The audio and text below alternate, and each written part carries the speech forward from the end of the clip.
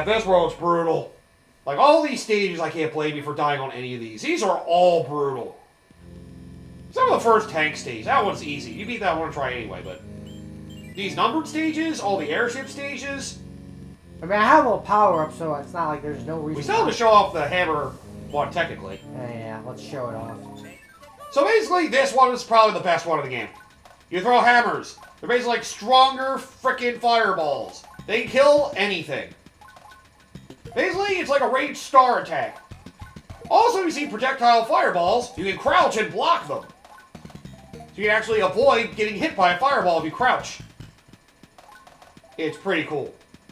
That's why I love this suit, and I wish it came back in another Mario game. It's so good! Like, yeah, Tanuki's cool, but man, the invincibility and power you have with this. You the angry son? He's a bitch. See? Oh, I love this thing. Like, if it wasn't for how overpowered the cape feather was, this would be my favorite Mario power-up, just because of the destructive power it has. Nothing matches this. Although Blue Koopa Shell in New Mario Bros. DS is also pretty good. It's just, you have movement that's hard to control, but otherwise, its destructive power is awesome. God, I love this thing. And the only stage you can actually acquire it in is 610. Otherwise, you gotta get it from one of the item houses. Fire Flower, fuck you! Don't know how much more of this world is left. Not too much. But yeah. Akira Toriyama died back on March 1st. God damn, I think it was so long ago. Was it this year or last year? Last year, 2024. Yeah, I'm about to say, like... March 1st. They also have... I win the anime thing. They have a list of a bunch of influential frickin', like, anime people as well. Also, this level's another door maze. Well, this one's a lot tougher than the one in World 2. Oh, so you also kill Potaboos in this thing. Oof. I was gonna say, I don't know if you need to get rid of the hammer suit for this, because I think you might need the... It's possible you might need the raccoon tail for this. Am I going the right way? Yeah, because I can't break blocks with... Yeah. You can jump on them from underneath, but yeah. Yeah, you need that to whip away the wall ones. Well, we showed off all the special ones. We showed off all the special abilities. We're good. Fuck! You can always just enter and come back in. That's the good thing of the doors.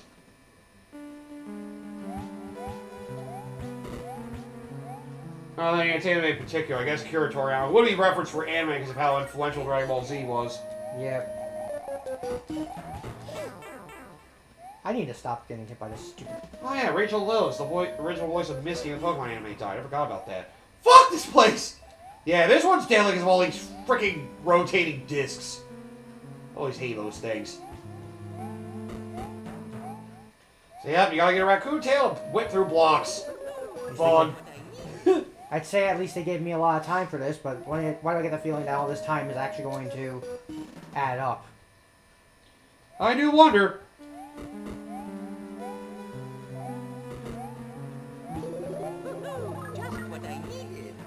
Doc Harris. He was a voice for somebody in English in Dragon Ball Z. Who is he? I'm trying to remember. Oh god, I didn't want to do that. I was gonna say, I remember. Oh yeah, another the voice actor for Perfect Cell died. Oh yeah, that was it. I remember hearing about that. That was like really recently.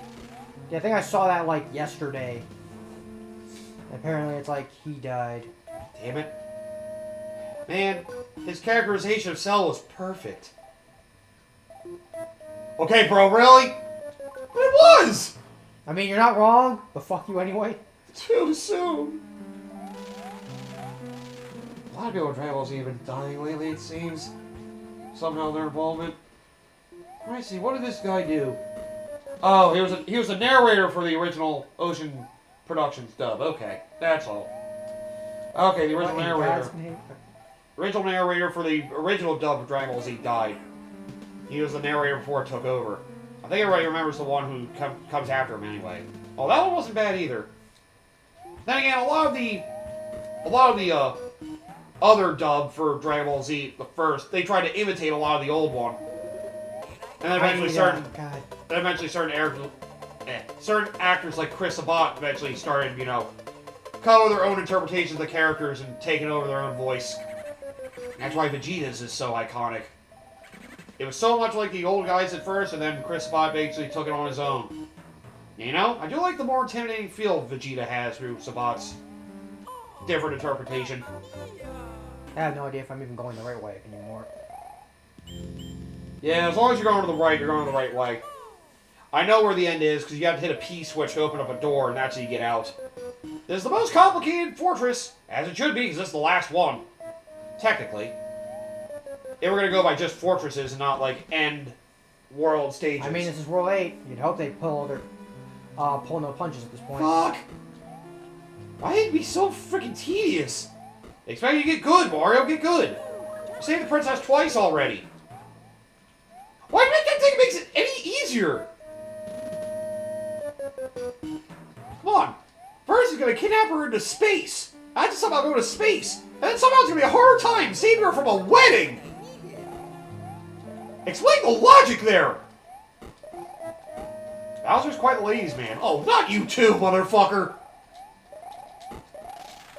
Bowser's a great father. You gotta be fucking kidding me. Say what you will about being a villain, he is, in a way, a great dad. Yeah. Kind of. I could go through that door, I also do this. Oh yeah, I forgot, you're safe. Gotta time it. Alright, and then we go through.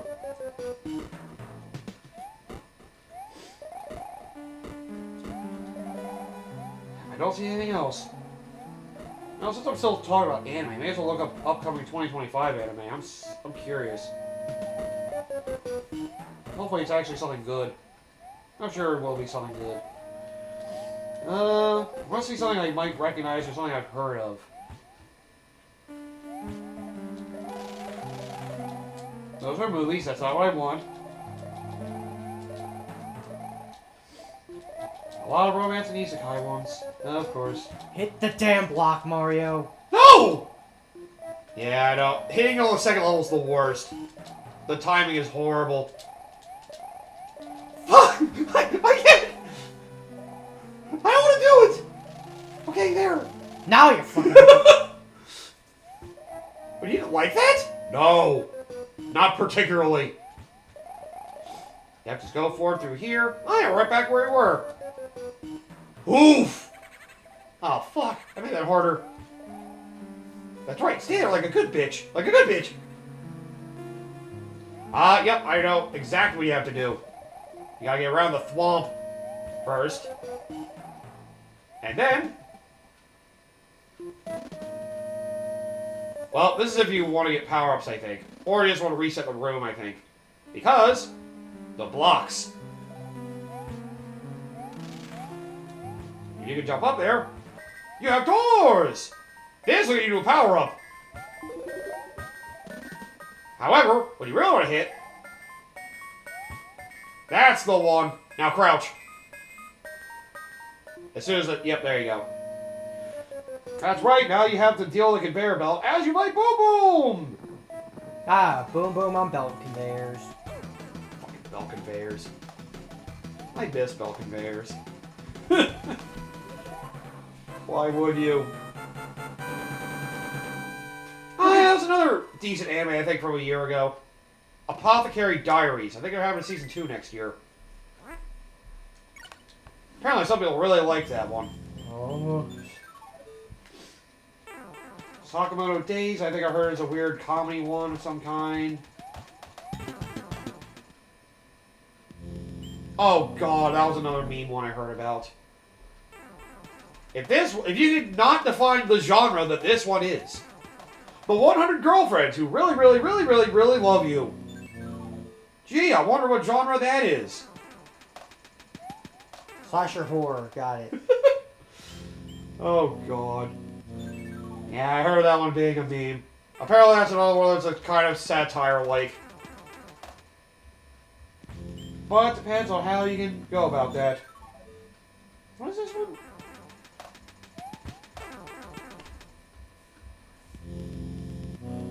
Oh. Well, Never mind. Alright, yep. So we're nearly the end. We see Bowser's Castle in sight. Before that, Another one some people say is one of the hardest levels of the game, but I don't think it's that bad. Just try to be aware of the cannon fire. It's not that bad as long as you try to avoid the bombs in particular. They're the ones that can make this rough, but otherwise, as long as you stand like... The good thing, though, is you can stand on some of the diagonal cannons and you can automatically freaking just hit the cannonballs as they pop out. Makes it a lot easier to deal with. Oh, they are doing a Fire Force Season 3. Huh.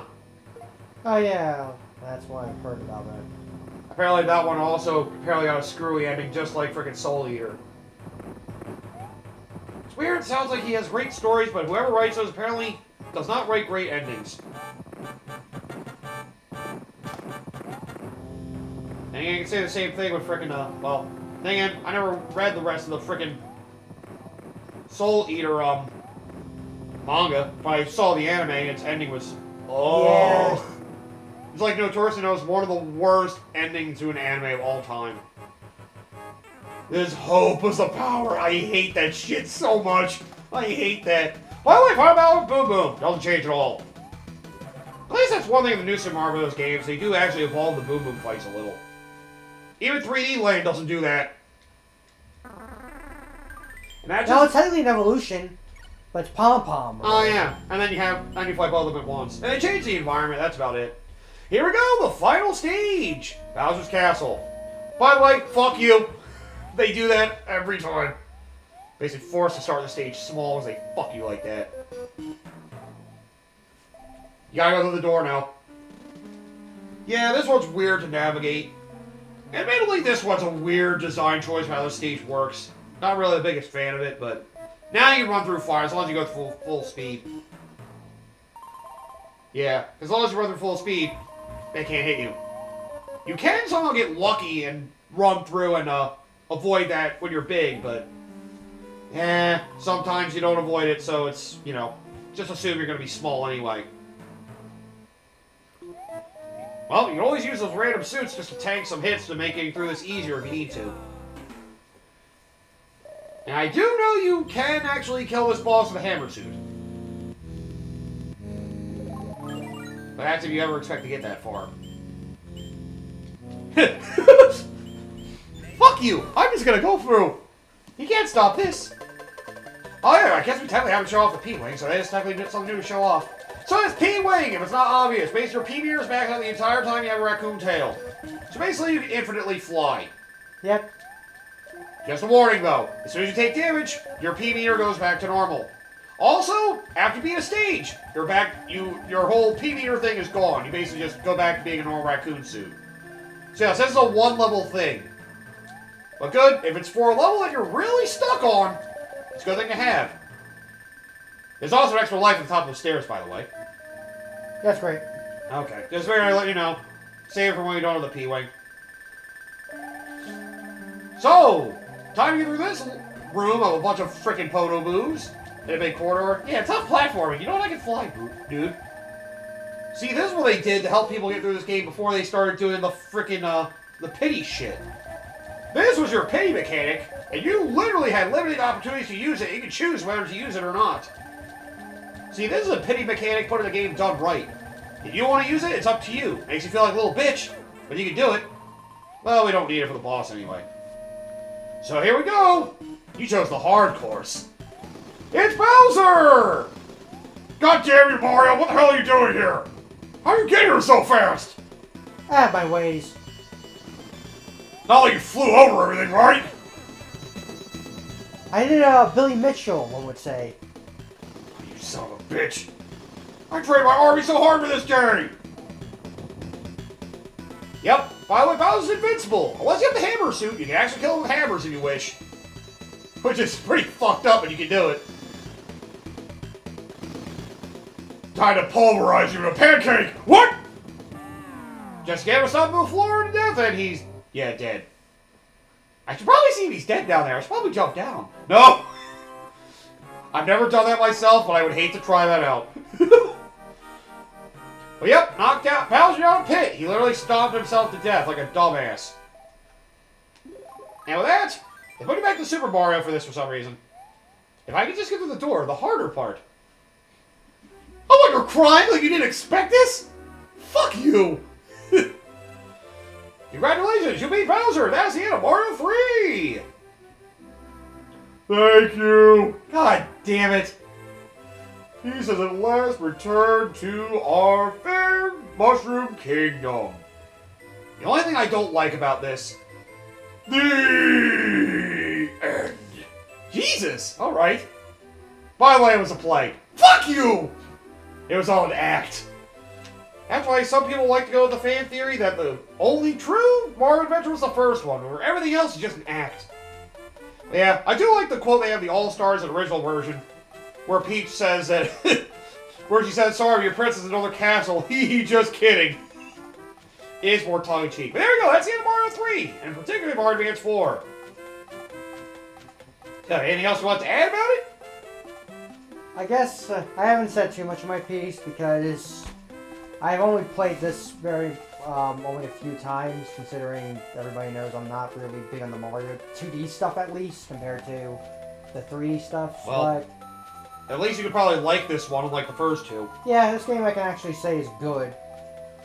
Whereas the other games, 1 and 2 are archaic as hell.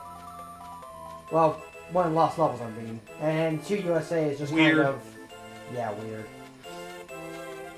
I mean, it was designed to not be a Mario game, although they did use the Mario game as a prototype, funny enough for that. But yeah. I mean, that all you have to say, pretty much? Yeah, I don't really have, like I said, I don't have much to say when it comes to 2D Mario. This is really more on my end now I think about it, because this is like... This was like... It kind of makes me wonder, it's like, why did I decide doing this for a channel if I got nothing to say? Yeah. I mean, it's a history lesson to go through. I mean, this is where a lot of, like, Mario, like, re-established itself to, like... Where they truly figured out how to design a Mario game. Yep. To truly be, like, the high class that we hear of. What people saw as, like, the quintessential platformers from back in the day. I mean, it's one of the universally acclaimed games that still stands the test of time. For those who don't like Mega Man, anyway. You know, Mega Man still stands the test of time for most of them. Yeah. Except for 1, parts of 2, and, that's probably about it for me, honestly. Yeah, because the rest of the games, I think, all stand the test of time. Yep. But yep.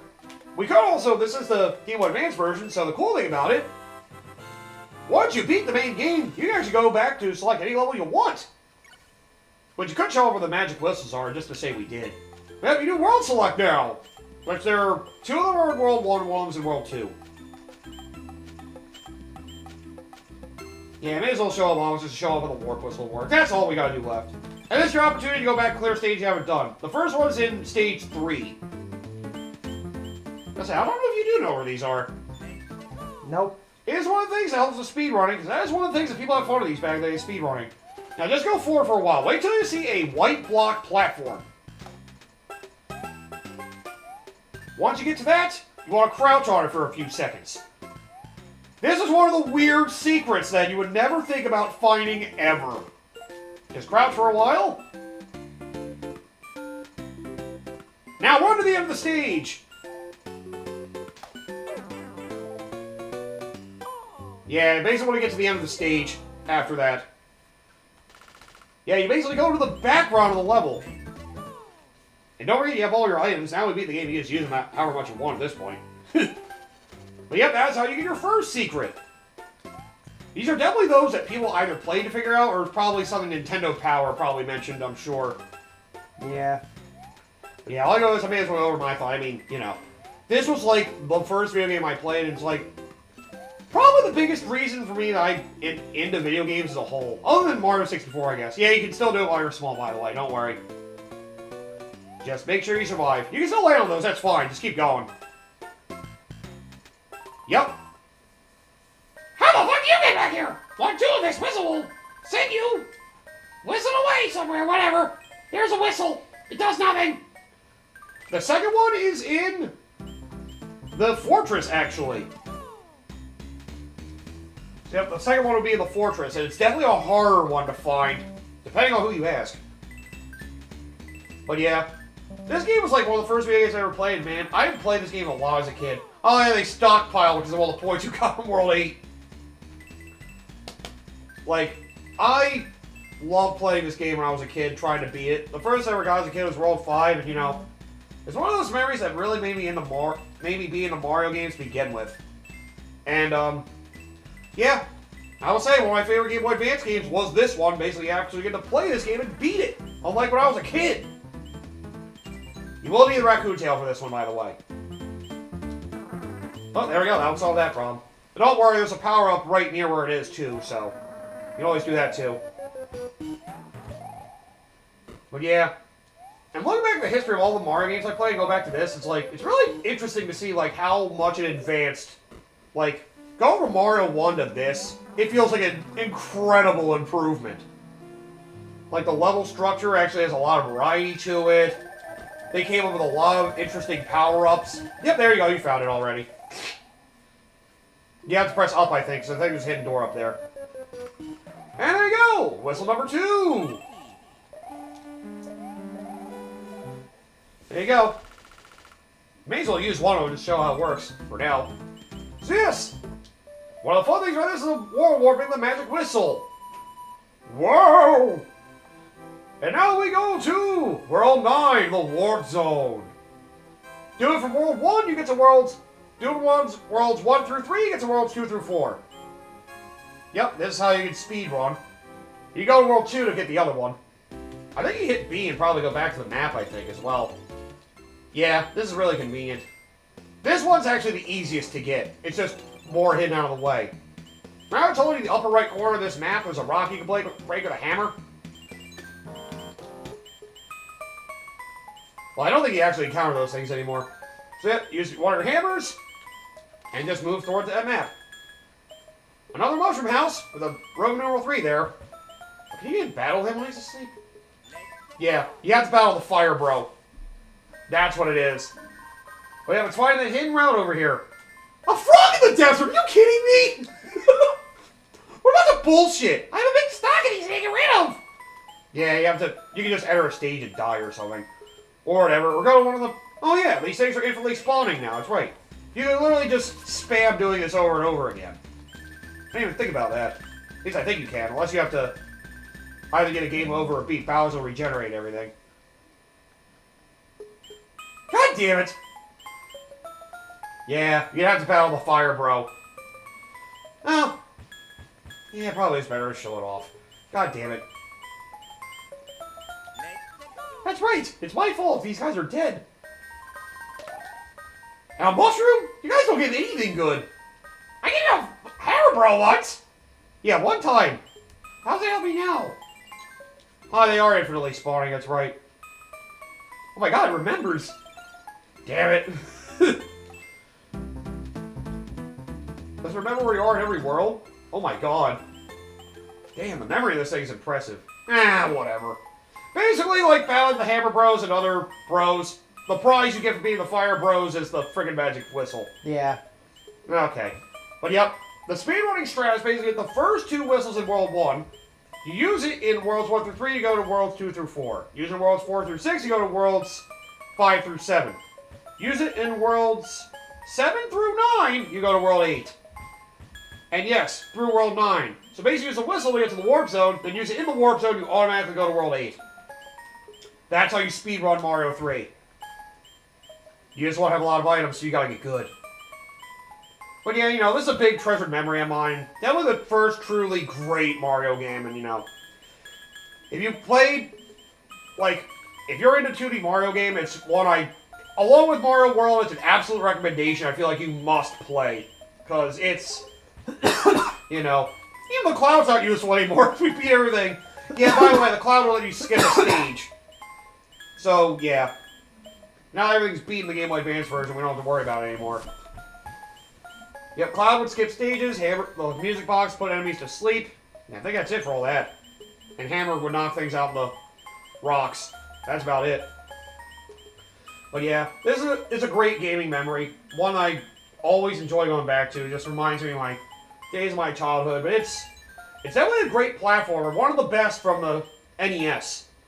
Like, yeah, the fact that the NES could pull this off the way it did is impressive in my mind. that really only a few platformers on frickin' Super Nintendo managed to top.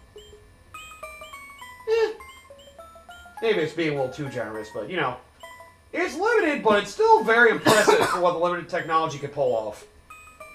It's definitely a Mario I feel like most gamers should go out of their way to experience at least once. I mean, if you do either this or World, I'm fine with that, but, you know, it's one of those things I say that's, if you haven't played either of these two games, how are you playing video games? Lesson. Yeah. How are you playing video games and don't take the time to appreciate one of the old greats? Like, if you don't play Mario 1, at least play Mario 3 or World, please. Appreciate why platformers are such a big genre back in the day. Now, I'll try not to ramble on too long, but I could really rant about this for an hour if I really wanted to. I just have so much history and love for this game. I love it. And, well, it'll still stay as my favorite 2D Mario game. All the new ones aren't bad, and World certainly is great as well. It's just a great mixture of a lot of experimentation as well as variety that helped this one stand out for me above the others. And that's where I'll finally leave it at. So there we go! Next Mario game would be Mario World. If we ever get to that again at some point. I do wonder if I have the heart to do Mario World because... We'll shit on that one too. No, I think it's because my problem is just... I don't have as much to say about the Mario games from a 2D perspective as I do with the 3D games. Yeah, so I say that though, my history with the 3D games doesn't even really start until Galaxy. So. To be fair, I do enjoy the 3D ones more. Like, I enjoy like half the 3D ones more than even this one, so, you know, this is more nostalgia thing for me. I mean, this should be a history lesson for me as well, because I did technically play this in high school with Super Mario Bros. 4 Advance. This is the game I mean, you were more in played. the action-packed stuff like Mega Man and Metroid at the time. Well, I guess more Mega Man. You didn't get into Metroid until the Wii era. That's untrue, actually. I played Zero Mission Infusion beforehand. Oh, right. I forgot about that. So you didn't get to Prime until Trilogy. I didn't get to Prime. I think probably Prime 3. That was it. Yes, Prime 3 was the first Prime series. Yes, that's right. Which is why I have, like I said, I have more history with other series versus Mario. Because my first Mario game wasn't until Superstar Saga. That's right, because the Game Boy Advance is your first Nintendo system, because for that you had frickin' Tiger games. I did have a Game Boy, to be fair, but I had no idea what the fuck I was doing when I was playing games on Game Boy. Right. I didn't understand how to play video games until I got a Game Boy Advance. Right. The only memorable game you probably have from that at this point is probably Zelda Link's Awakening and the Oracle games. Oh, the Oracle games, right. Well, Oracle Seasons. I didn't play Link's Awakening. Did you play Oracle of Ages as well?